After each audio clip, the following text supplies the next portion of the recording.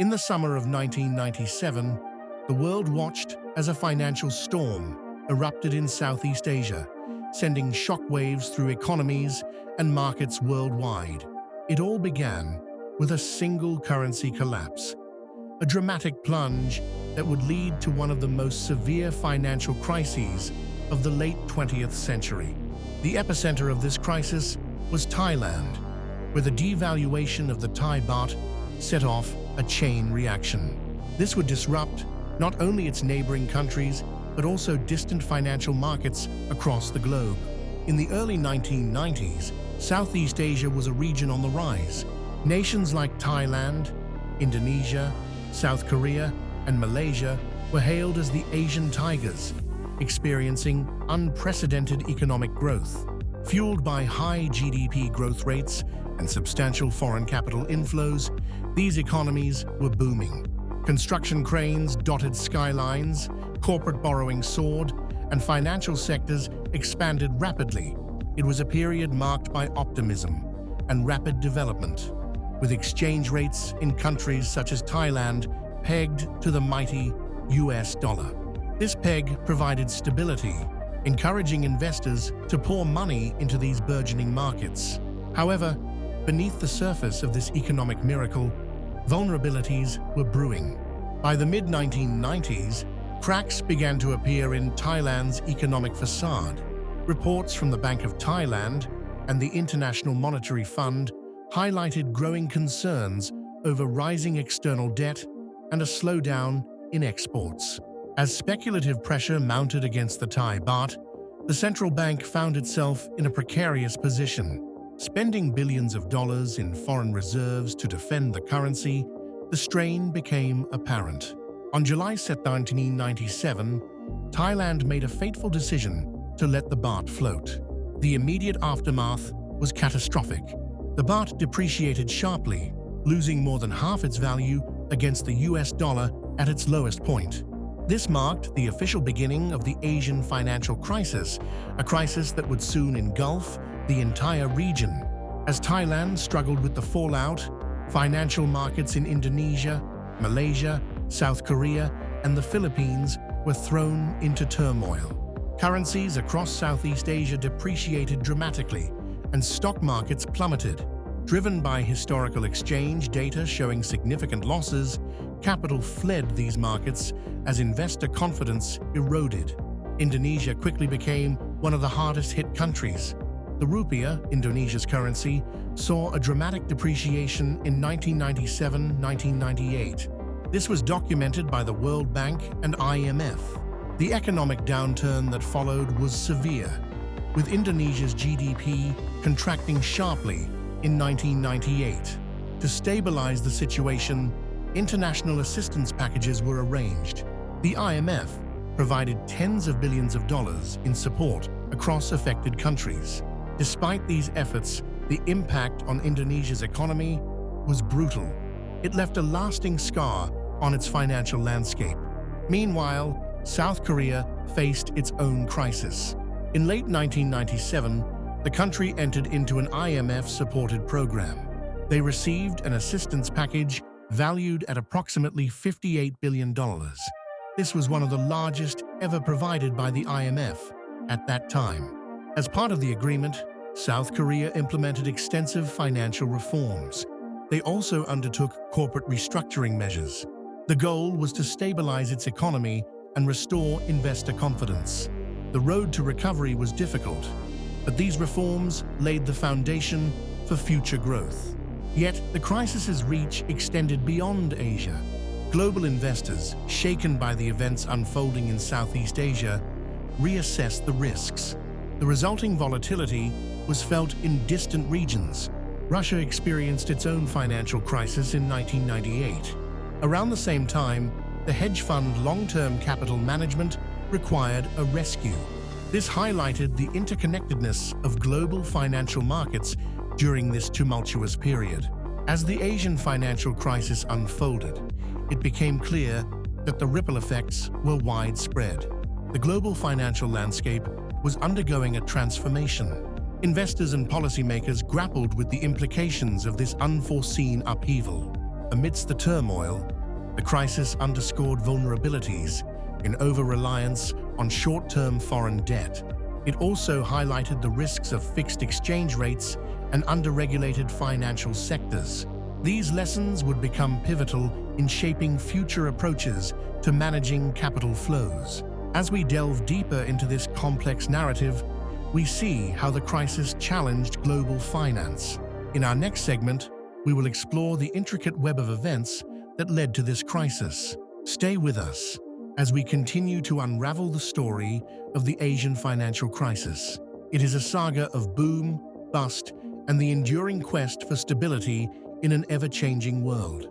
As the Asian financial crisis deepened, the world watched the scramble to contain the turmoil. The crisis had highlighted the fragility of economic systems that seemed robust just months before, prompting urgent action and introspection. In the chaotic wake of Thailand's currency collapse, Indonesia's troubles intensified. The rupiah's depreciation was just the beginning.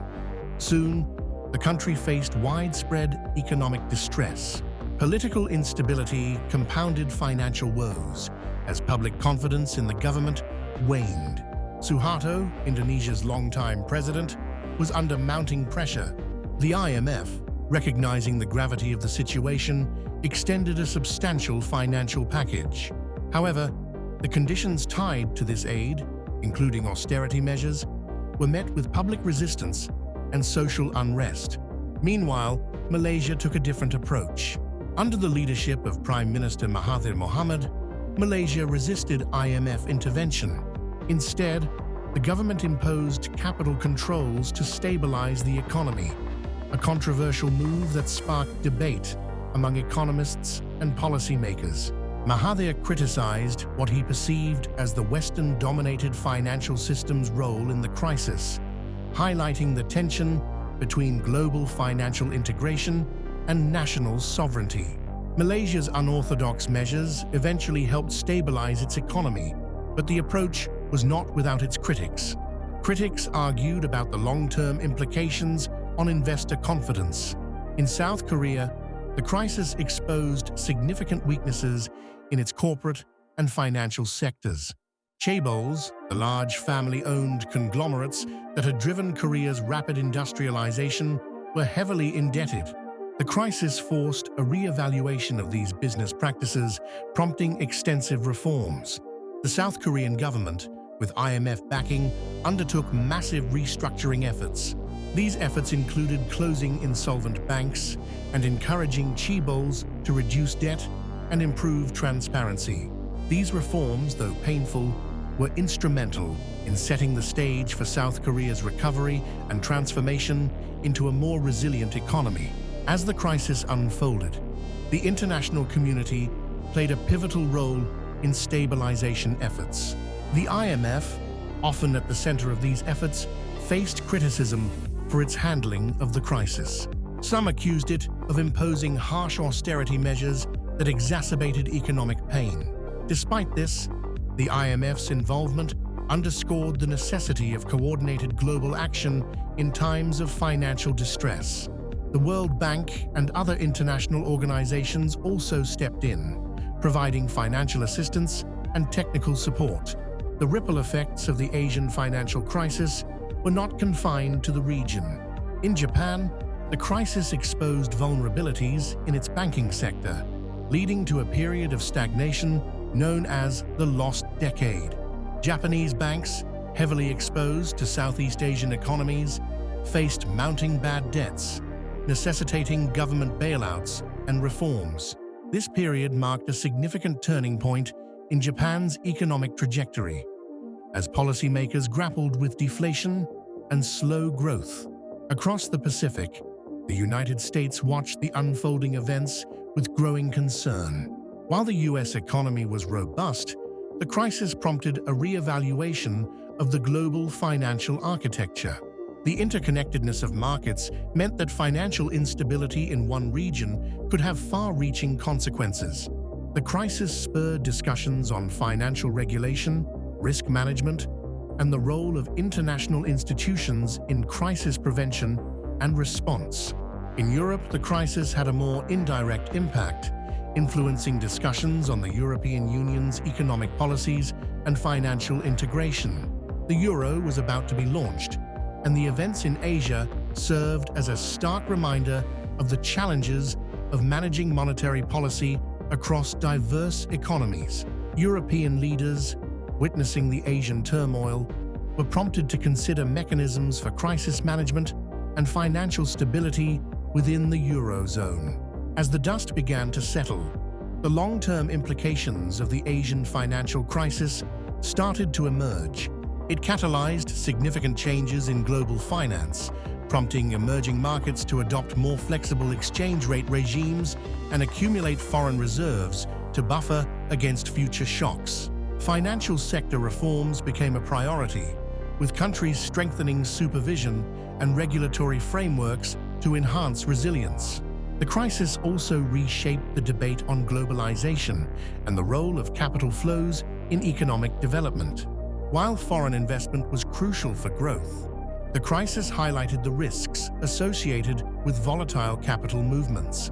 Policymakers and economists debated how to balance openness with stability, a discourse that remains central in today's interconnected world.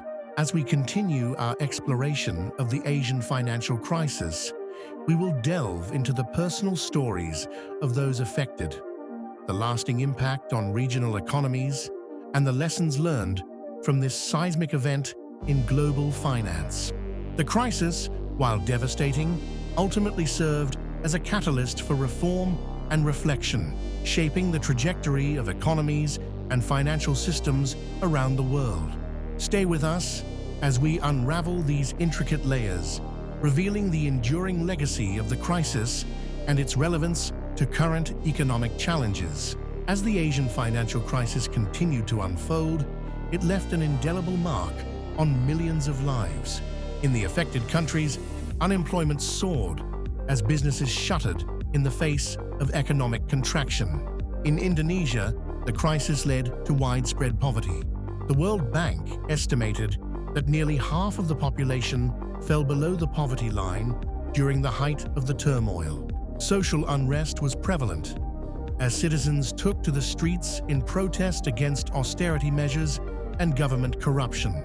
In Thailand, the birthplace of the crisis, the baht's devaluation and economic downturn resulted in thousands losing their jobs, particularly in the construction and finance sectors. This period saw an increase in rural to urban migration as people sought employment opportunities in less affected areas. Despite the initial chaos, the crisis eventually prompted a wave of resilience and innovation.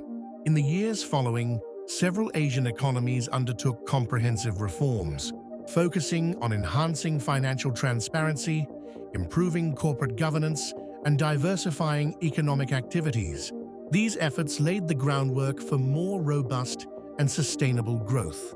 Globally, the crisis prompted a re-evaluation of financial systems and risk management practices. The lessons learned influenced the development of international financial architecture, with institutions like the IMF and World Bank working towards more effective crisis prevention and management strategies. The Asian financial crisis, while devastating, ultimately led to a period of introspection and transformation across the region. It highlighted the intricate connections of global finance and underscored the need for vigilance in economic policymaking. As we reflect on this pivotal moment in history, we are reminded of the resilience of nations and the ever-evolving nature of the global economy. The story of the Asian financial crisis remains a powerful reminder of the challenges and opportunities within our interconnected world.